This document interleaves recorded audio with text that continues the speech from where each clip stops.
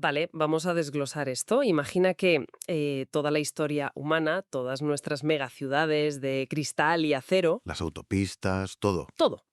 Las redes de fibra óptica, hasta el último teléfono móvil, se meten de golpe en una especie de trituradora planetaria gigante. Madre mía, menuda imagen. Sí, es brutal. Imagina que todo eso se tritura, se funde en magma a miles de grados y finalmente pues se esparce por todo el planeta durante millones de años. Básicamente se recicla por completo. Exacto. Y la pregunta es, si eso pasara, ¿cómo sabría el universo que estuvimos aquí? O sea, si la evidencia sólida desaparece, ¿qué buscaríamos exactamente? Es una gran pregunta. Pues en la inmersión profunda de hoy tenemos una misión fascinante. Vamos a explorar detalladamente un experimento mental científico real, conocido como la hipótesis siluriana. Ajá. Basándonos en artículos e investigaciones recientes, vamos a evaluar si la ciencia moderna sería siquiera capaz de detectar pruebas de una civilización industrial avanzada, pero que hubiera existido en la Tierra hace, digamos, 50 o 100 millones de años.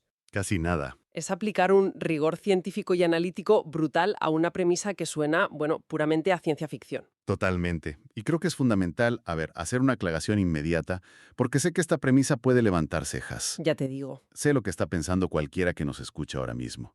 Esto suena a la típica teoría de la conspiración de Internet a las 3 de la mañana. De esas de alienígenas construyendo pirámides, no. Exacto, de esas. Pero no van por ahí los tiros en absoluto. Este experimento mental está planteado por científicos muy serios. No pretende afirmar que existió una civilización de reptiles avanzados antes que nosotros. Claro, no buscan confirmar eso. Para nada. Ese no es el objetivo. Lo que hacen es establecer con precisión matemática qué buscaríamos exactamente en el registro geológico si de verdad hubieran existido. Es, digamos, un ejercicio de rigor metodológico extremo. O sea, es jugar con las reglas de la geología al límite. Y, bueno, para entender cómo buscaríamos a esta hipotética civilización prehumana, primero hay que entender de dónde surge esta hipótesis y por qué la ciencia institucional le dedica tiempo. Sí, porque no es una broma. ¿Qué va? Todo esto cristalizó en un artículo científico de 2018. Y, ojo, los autores no son unos aficionados que publican en un blog raro.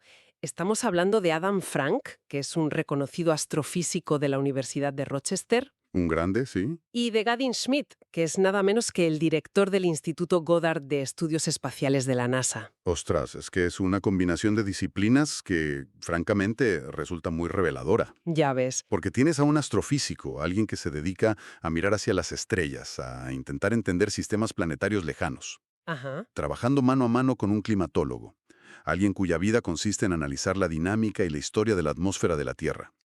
Y juntos, pues, se percataron de un detalle temporal alucinante. Cuéntame. Pues que desde el período carbonífero, que fue hace unos 350 millones de años, la Tierra ha albergado suficiente carbono fósil para alimentar a una civilización industrial totalmente comparable a la nuestra.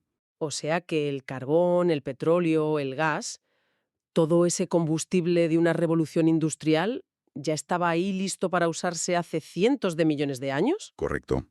Y ese combustible requiere mucho tiempo geológico para formarse, a partir de materia orgánica muerta aplastada bajo muchísima presión. Claro, los dinosaurios y las plantas. Bueno, sobre todo plantas y microorganismos, sí, pero la clave es que hace 350 millones de años ya había reservas suficientes. O sea, la ventana de oportunidad para que una especie descubriera el fuego, construyera máquinas de vapor y, bueno, desencadenara una revolución industrial. Lleva abierta muchísimo tiempo. Exacto. Muchísimo. Ahora, tenemos que hablar del nombre, porque la hipótesis siluriana es un título genial. Es buenísimo.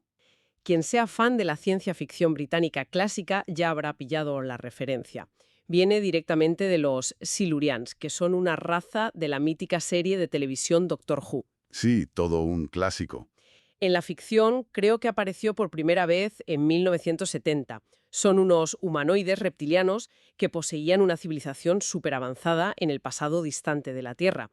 Y bueno, entraron en hibernación mucho antes de que los humanos bajáramos de los árboles. Aunque, y esto es muy curioso, aquí los autores del estudio introdujeron un detalle irónico que siempre me hace gracia. ¿Ah, sí? Sí, es como un pequeño chiste privado entre geólogos y fans de la televisión. A ver, Los guionistas de Doctor Who bautizaron a estos seres como silurians, haciendo una alusión evidente al periodo silúrico de la Tierra. Tiene sentido. Unos cuantos millones de años en el guión.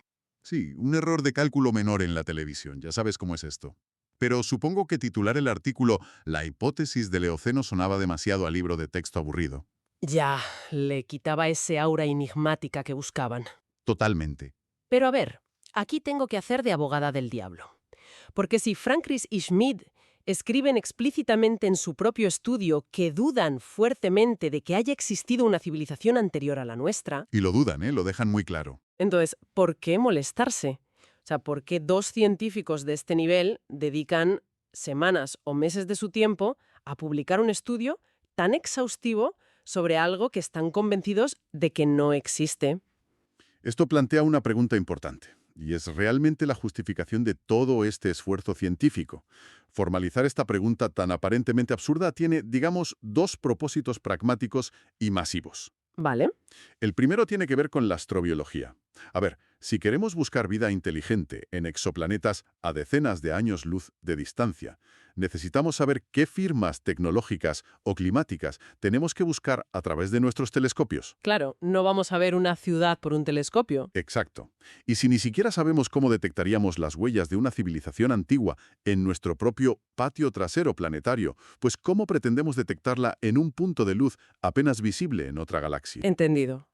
Es usar la historia profunda de la Tierra como un campo de entrenamiento simulado para cazar extraterrestres. Eso es, ni más ni menos. Y el segundo propósito es entender el concepto del antropoceno. Que es esta época geológica actual, ¿no? Definida por el impacto humano. Efectivamente, nuestro impacto masivo en el planeta. Al preguntarnos cómo se vería una civilización antigua e industrializada en el registro fósil, nos obligamos a definir con mucha precisión matemática y química cómo nos veremos nosotros en ese mismo registro dentro de 50 millones de años. Uf, es un bofetón de humildad y perspectiva tremendo. Ya te digo. Y claro, si partimos de esa base de querer buscar firmas tecnológicas, el problema inmediato es ¿dónde buscar? Porque la intuición humana básica nos dice, bueno, pues vamos a buscar ciudades, carreteras, cimientos. ¿Algún pilar de titanio? Eso, o un teléfono móvil fosilizado. Pero la investigación subraya que la propia geología de nuestro planeta es nuestro mayor enemigo a la hora de conservar secretos, ¿verdad? Efectivamente. O sea, operamos con un sesgo de supervivencia cognitivo muy fuerte. Como vemos un acueducto romano o una pirámide de hace un par de miles de años, asumimos que las cosas duran para siempre. Claro, pensamos que la piedra es eterna. Pero en la escala del tiempo profundo, 2 o 3 mil años no son ni un parpadeo geológico. Piensa en la fosilización, por ejemplo. La gente cree que si un animal muere se convierte en fósil. ¿Y no es así? Para nada. La fosilización requiere un golpe de suerte cósmico. O sea, el cuerpo debe quedar enterrado súper rápido, en un entorno casi sin oxígeno, con los minerales exactos filtrándose en los huesos. Una fracción minúscula y ridícula de la vida terrestre llega a fosilizarse. Madre mía. Y el problema supongo que no son solo los huesos, es que el propio suelo bajo nuestros pies desaparece. Leyendo los datos del estudio, es impactante descubrir que poquísima de la superficie terrestre expuesta hoy en día es anterior al periodo cuaternario. Muy poca, sí. O sea, estamos hablando de rocas de hace apenas 2,5 millones de años. Todo lo anterior, toda esa corteza antigua, en su inmensa mayoría, simplemente ya no está ahí. Desaparece, sí. Desaparece por el incesante motor de la tectónica de placas. A ver, la corteza de la Tierra no es una cáscara de huevo estática. Es un sistema muy dinámico y violento. Tectónica pura. Exacto. Tienes las zonas de subducción, donde una placa tectónica se desliza por debajo de otra, empujando la roca sólida de vuelta al manto terrestre profundo. Y ahí se funde en un infierno de magma. Y, simultáneamente, en las dorsales en el fondo del océano, se expulsa magma nuevo para crear roca fresca. Y a eso súmale la erosión implacable del viento, los glaciares y la lluvia. Bueno, aquí es donde se pone realmente interesante. Porque para intentar visualizar esto, creo que la mejor analogía es imaginar que la superficie de la Tierra es el disco duro de un ordenador. Me gusta esa metáfora. Nosotros, nuestra civilización, estamos escribiendo nuestros datos, o sea, nuestras ciudades, nuestros artefactos, en la capa superior de ese disco. Pero el planeta tiene un software automático que formatea el disco duro entero de forma súper agresiva cada cierto tiempo. Sí, totalmente. Si intentamos buscar los cimientos de un edificio de hace 100 millones de años, es como intentar recuperar un documento de Word de un disco duro que se ha reescrito, desfragmentado y formateado físicamente 1000 veces. Los datos originales, el hardware físico del edificio, simplemente ya no existen. Es una forma excelente de visualizarlo, de verdad. Pero, ojo, con un matiz crucial. A ver. El planeta no formatea el disco duro de manera limpia y uniforme. Siempre deja fragmentos corruptos de código esparcidos y ocultos. Ujú. Así que la ciencia nos advierte.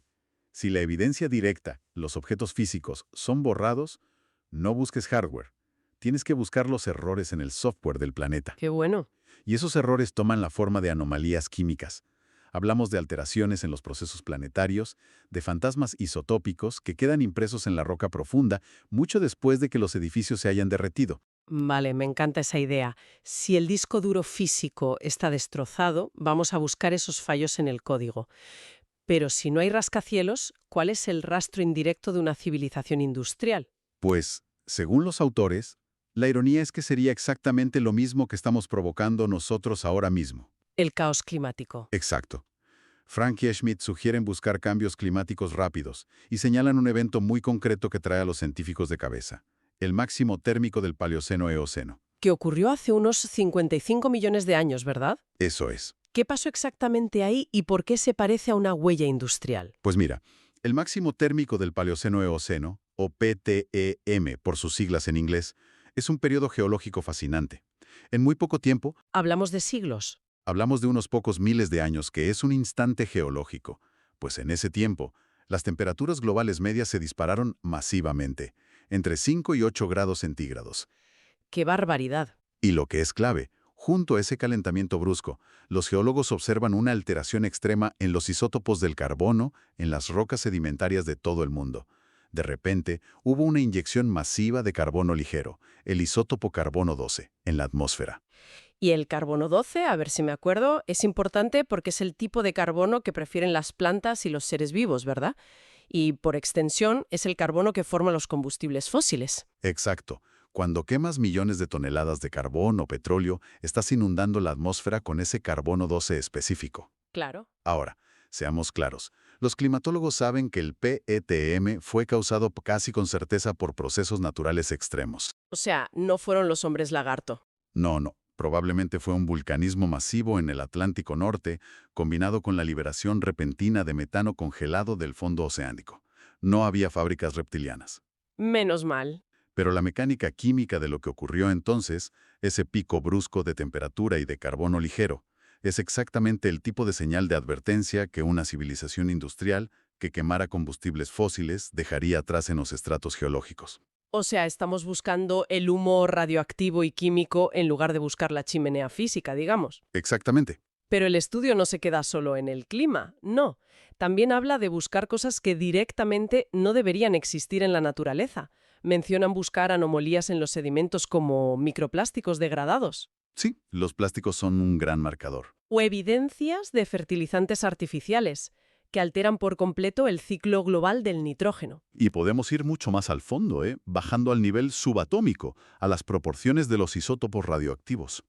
Uf, la cosa se pone técnica. Un poco, pero es fácil de entender. A ver, cualquier civilización verdaderamente avanzada inevitablemente dominará, para bien o para mal, la física nuclear. Y la energía nuclear o las armas nucleares dejan cicatrices imborrables. Piensa en elementos transuránicos, que son elementos más pesados que el uranio. Vale, para que nos entendamos, porque no todos los que nos escuchan tienen un doctorado en química. Hablan en el estudio del plutonio 244. Yo me imagino el plutonio 244 como una especie de código de barras cósmico, ¿no? Es una buena forma de verlo. O sea, a menos que una estrella gigante explote en una supernova al lado de la Tierra, la naturaleza simplemente no tiene la capacidad de imprimir ese código de barras por sí sola. Así es.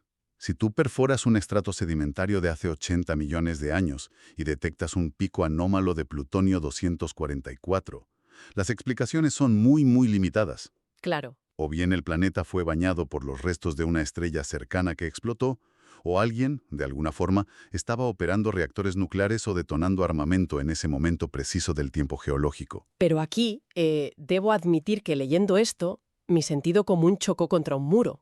¿Por qué? Porque yo pensaba, vale, Si esta civilización existió hace cientos de millones o incluso miles de millones de años, ¿acaso esos residuos radiactivos, como el plutonio o los desechos de un reactor, no habrían pasado por su proceso de desintegración natural? Buena observación. ¿No habrían decaído por completo hasta convertirse en elementos estables como el plomo, que ya no emiten radiación? O sea, ¿cómo vamos a poder medir eso hoy?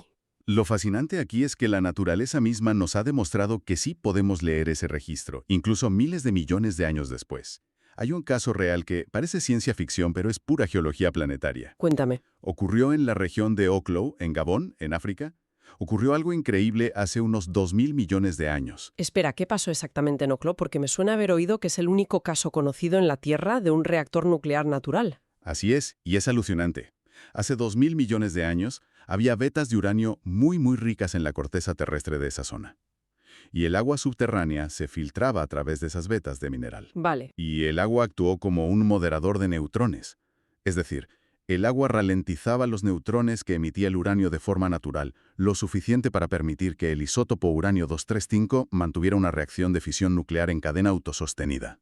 O sea, ¿me estás diciendo que la Tierra encendió un reactor nuclear por accidente? ¿Simplemente porque el agua y el uranio se mezclaron de la forma correcta? Exactamente.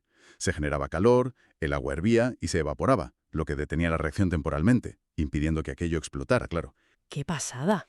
Luego, la roca se enfriaba, el agua volvía a filtrarse y la fisión se reiniciaba. Este pulso nuclear, como una especie de geyser radioactivo, estuvo activo de forma intermitente durante cientos de miles de años. ¡Es una locura! Y a tu pregunta inicial de la radiación, sí, hoy en día, en Oklo no hay ningún peligro de radiación aguda. Todos los elementos radiactivos peligrosos se desintegraron hace una eternidad. Entonces, si ya no es radiactivo, ¿cómo saben los científicos modernos que allí hubo un reactor activo hace 2.000 millones de años? Pues por los isótopos residuales estables. Cuando los científicos analizaron el mineral de Oklo en la década de 1970, descubrieron que faltaba una cantidad significativa del isótopo uranio 235. Estaba agotado, O sea, estaba quemado. quemado, igual que el combustible gastado de nuestras centrales nucleares modernas. Además, encontraron proporciones muy específicas de isótopos de otros elementos como el neodimio o el rutenio. ¿Y eso no es normal? No, porque esos son los subproductos directos, las cenizas estables, digamos, de la fisión del uranio. La proporción de esos isótopos era la firma inconfundible de que allí hubo reacciones nucleares. Ya veo. Esto nos demuestra que tenemos las herramientas para leer el registro contable de los átomos de la Tierra, revelando eventos que ocurrieron, pues, hace eones. Es asombroso, es literalmente como leer el libro de cuentas de una fábrica miles de millones de años después de que el edificio haya sido demolido. Tal cual. Pero claro, si volvemos a la premisa de buscar una civilización, estamos hablando de buscar una aguja isotópica minúscula en un pajar planetario que se está reciclando constantemente. Sí, es muy difícil. Si el disco duro de la Tierra está tan corrupto y sobrescrito, ¿dónde nos deja eso? A ver, la solución lógica para recuperar datos perdidos es buscar una copia de seguridad en la nube, o, en este caso, fuera del planeta. Una deducción impecable, y es un punto que los autores tocan. Frank y Smith argumentan que si una especie alcanza un nivel tecnológico avanzado, capaz de alterar el clima global y dominar la energía nuclear, es casi seguro que desarrollaría la tecnología para explorar el espacio exterior. Lógico. Y resulta que nuestro sistema solar alberga lo que, a efectos prácticos, son archivos geológicos inmortales. Claro, nos referimos a la Luna y a Marte, lugares donde directamente no hay tectónica de placas. Correcto. La Luna, por ejemplo, es geológicamente inerte en comparación con la Tierra. No tiene placas tectónicas, no hay zonas de subducción que hundan el suelo hacia el magma. Ni atmósfera. Exacto. Al no tener atmósfera, pues no hay viento, ni lluvia, ni erosión, más allá del desgaste microscópico por la radiación solar y, bueno, el impacto esporádico de meteoritos. Y Marte igual, supongo. Marte tiene algo más de dinámica atmosférica, vientos y tormentas de polvo, pero la tasa de erosión superficial es minúscula comparada con nuestro mundo, que es superhúmedo y dinámico. Lo que significa que la Luna es el museo definitivo. O sea, si hace 80 millones de años una especie terrestre lanzó una sonda de aleación de titanio a la Luna, o construyó un módulo de aterrizaje básico, o simplemente dejó un trozo de basura tecnológica allí, Ahí seguiría. ese objeto seguiría allí hoy. Seguramente sepultado bajo una capa milimétrica de polvo lunar por los microimpactos, pero estructuralmente intacto. Sería la prueba irrefutable que en la Tierra es absolutamente imposible encontrar. Sin duda. Y lo curioso es que esta idea de arqueología espacial de antiguos terrícolas parece sacada directamente de Hollywood, pero los propios autores mencionan que es un tropo bastante poco explorado en la literatura de ciencia ficción seria. Sí, es verdad. La ciencia ficción tiene una tendencia general a preferir las invasiones de alienígenas lejanos antes que lidiar con los alienígenas originarios de nuestro propio planeta. Ya. Pero, a ver, hay ejemplos excepcionales, muchos de ellos citados en la propia investigación, que han abordado esta idea con brillantez. Por supuesto, tenemos la novela de 1977 de J.P. Hogan, Inherit the Stars. Ah, gran libro. Donde encuentran un cadáver humano en la Luna en traje espacial que resulta tener, no sé, 50.000 años de antigüedad. Exacto. Es una premisa de misterio arqueológico espacial perfecta. Y yendo un poco más atrás, Frank y Smith también hacen un guiño a uno de los maestros fundacionales, H.P. Lovecraft. El gran Lovecraft. En su novela corta En las montañas de la locura, y especialmente en La sombra fuera del tiempo, de 1936, Lovecraft nos presenta a la gran raza de Yith. ¡Qué miedito! Sí, y aunque eran entes de origen extraterrestre, el concepto fundamental es que proyectaron su conciencia hacia atrás en el tiempo, ocupando formas de vida en la Tierra primigenia, para construir una civilización gigantesca e incomprensible decenas de millones de años antes de que aparecieran los humanos. Y luego está el concepto que a mí personalmente me fascina de los dinosaurios desarrollando inteligencia humana. Uf, ese es muy bueno. Al fin y al cabo, a ver, los dinosaurios reinaron ininterrumpidamente durante más de 150 millones de años. La idea de que una rama evolutiva, digamos un pequeño dinosaurio terópodo, pudiera haber desarrollado un cerebro grande, sintiencia y uso de herramientas en ese tiempo es una idea demasiado buena para dejarla pasar. Desde luego. Aparece en novelas como The Dreaming Dragons, de 1980, y en Toolmaker Koan, de 1987. Esta última, de hecho, usa a los dinosaurios inteligentes para intentar explicar la paradoja de Fermi. Y no podemos olvidar el impacto de esto en la televisión, claro. Hay un episodio espléndido de Star Trek Voyager del año 97 llamado Distant Origin. Es literalmente la hipótesis siluriana puesta en pantalla. ¿De qué va? Pues la tripulación se cruza con los Voth, que son una especie interestelar, hiperavanzada y nómada, y el gran misterio se resuelve cuando descubren que los Voth no son alienígenas, sino que evolucionaron en la Tierra a partir de los dinosaurios en un continente aislado. ¡Qué guapo!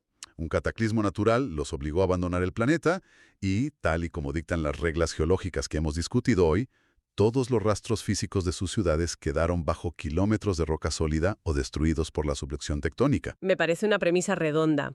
Y mira, para rizar el rizo literario, quiero mencionar un relato corto de Larry Niven de 1980 llamado The Green Marauder. No me suena ese. Es genial. En él, un extraterrestre increíblemente antiguo se sienta a hablar con un humano y le cuenta de la última vez que visitó la Tierra hace eones. Le cuenta que captó una transmisión desesperada, una súplica de auxilio de la primera civilización terrícola.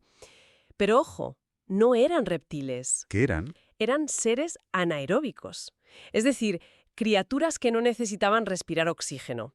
Su civilización entera estaba siendo destruida por una amenaza medioambiental tóxica y mortal que estaba llenando la atmósfera de un gas venenoso. Vale, ya lo pillo. ¿Y cuál era esa amenaza tóxica? Pues el oxígeno, producido por una nueva y agresiva innovación biológica llamada clorofila. Ostras, es buenísimo. Si conectamos esto con el panorama general, empezamos a entender por qué la ciencia ficción es un espejo tan valioso. Totalmente. Estos autores utilizan este tropo no solo como un recurso narrativo ingenioso, sino para explorar la paradoja de Fermi, esa inquietante contradicción entre la probabilidad estadística de que haya vida en el universo y el silencio absoluto que escuchamos. Claro. E incluso alimenta esos miedos existenciales sobre nuestra propia fragilidad. Hoy en día, estas ideas nutren hipótesis modernas sobre los criptoterrestres, esta idea de que los supuestos ovnis no son visitantes de Orión, sino remanentes de una civilización oculta de nuestro propio planeta. Nos atrae magnéticamente la idea de no estar solos, incluso si esa supuesta compañía no es más que un único fantasma de la historia profunda de la Tierra. Entonces, ¿qué significa todo esto? Después de hablar del comportamiento de isótopos oscuros, de discos duros geológicos formateados y de dinosaurios astronautas, ¿por qué debería importarle a cualquiera que preste atención al mundo actual un artículo sobre la hipótesis siluriana? Es la pregunta clave.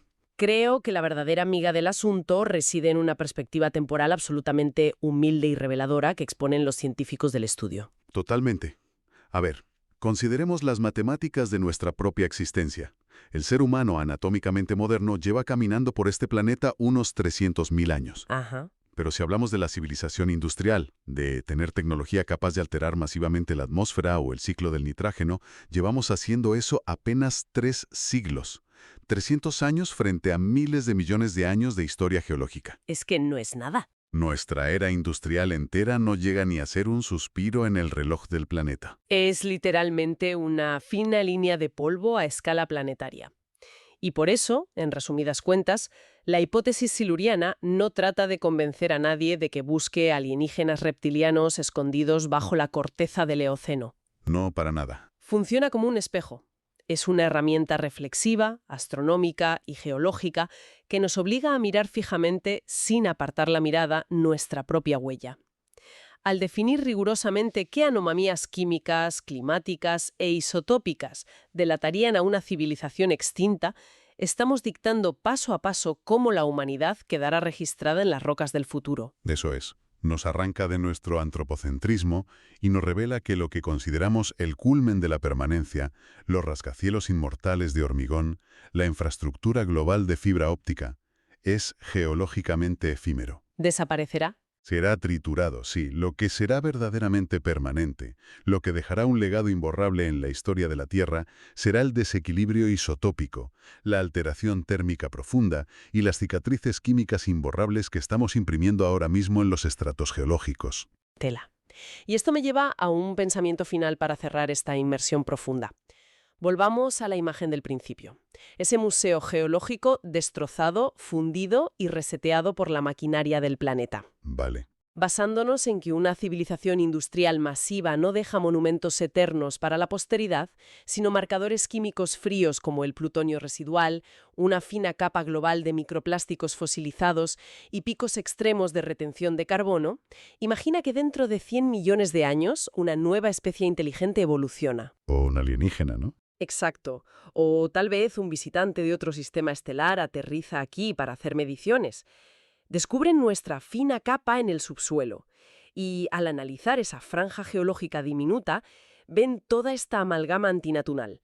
Plásticos triturados, radionucleidos artificiales, plomo concentrado y un aumento de temperatura tan brusco e intenso, concentrado todo en un grosor de apenas unos pocos centímetros, frente a la larga existencia de huesos de homínidos. ¡Qué perspectiva! La pregunta es, ¿interpretarán esa extravagante capa geológica como el majestuoso y orgulloso clímax tecnológico de una civilización avanzada y sabia? O, al leer esos datos químicos de manera puramente objetiva, concluirán que es simplemente la firma inconfundible de un desastre biológico descontrolado, una plaga a escala global causada por la especie misma. Es, sin lugar a dudas, un punto fascinante para reflexionar.